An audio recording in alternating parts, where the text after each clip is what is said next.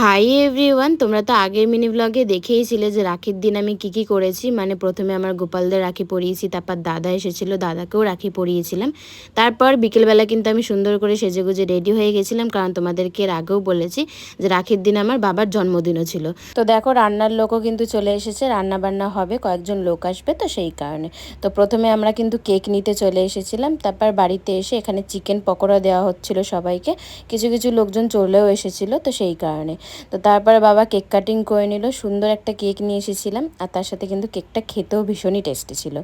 আর এইসব কাজবাজ করতে করতে মানে একটা অনুষ্ঠান বাড়ি, বুঝতেই পারছো তো আমার অবস্থা দেখো একদম বেহাল হয়ে গেছিলো। তার মধ্যে প্রচুর গরমও ছিল।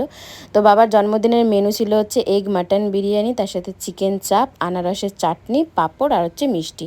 তো এই হলো মেনু। তারপরে সবাই চলে যাওয়ার পর আমরাও ডিনারটা করে শুয়ে পড়েছিলাম। তো দিনটাতে এইভাবেই কাটালাম। ভালো লাগলে like comment share and subscribe করে নিও। টাটা।